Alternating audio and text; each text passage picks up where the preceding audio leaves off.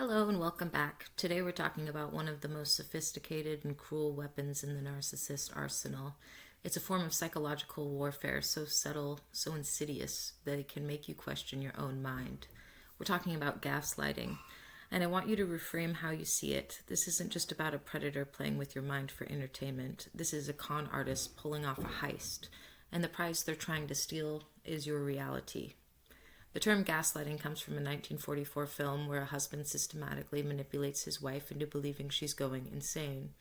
And that is the core of it, to make you doubt your own perceptions, your memories, your very sanity. From a psychological perspective, gaslighting is a tool to induce a state called cognitive dissonance. This is the profound mental stress you feel when your beliefs and your experiences are in direct conflict. The narcissist creates that conflict. They tell you, that event you enjoyed, it was a disaster, and no one there likes you. Your experience says one thing, but their confident declaration says another. That conflict, that dissonance, is the space where they gain control. They want you to resolve the stress by abandoning your own reality and accepting theirs. So how did they pull off this reality heist? Let's look at their key maneuvers. First is triangulation, i.e. reality poisoning. This is a classic con artist move. They isolate the mark. A narcissist will take a perfectly good experience, say an outing with a friend or a relative, and poison it after the fact. They'll tell you, that person doesn't even like you. They were just being polite. They invent a narrative of dispersion. And when you counter it with facts, they look at you with amazement as if your reality is the most absurd thing they've ever heard. They do the same thing when you're feeling down. If a friend cancels plans, the gaslighter sees an opportunity. They'll say, see, I told you, people are avoiding you because your insecurity here. They are intentionally misinterpreting events to make you believe you are unliked and not respected, all to isolate you and to make them the only person you trust. Second is vulnerability as ammunition. A predator always studies their prey. In the beginning, the narcissist gets to know you intimately. They listen. They love bomb you. They seem to care.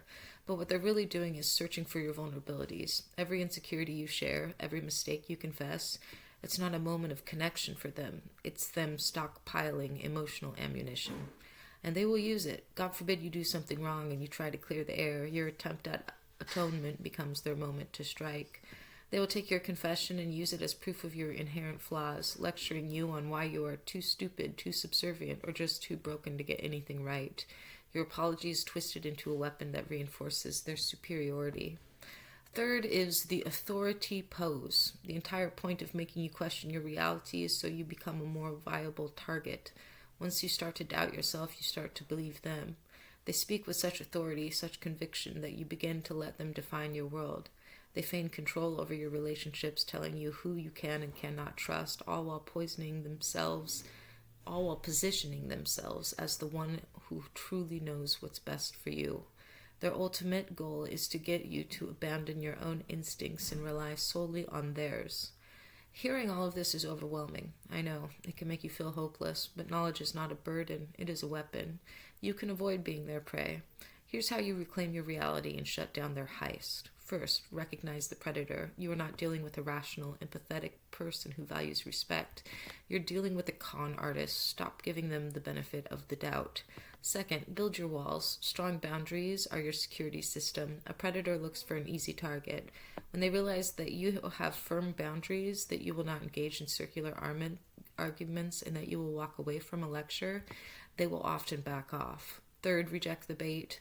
When they are being nice, when they are love bombing you, remember who you are dealing with. A person with a history of predatory behavior is not being nice. They are setting a trap. Do not be gullible. And finally, and most importantly, consult your allies. The narcissist worked hard to isolate you. Look around. Who are the people they tried to push you away from? Reach out to them. Trust the people who have a history of loving you, not manipulating you.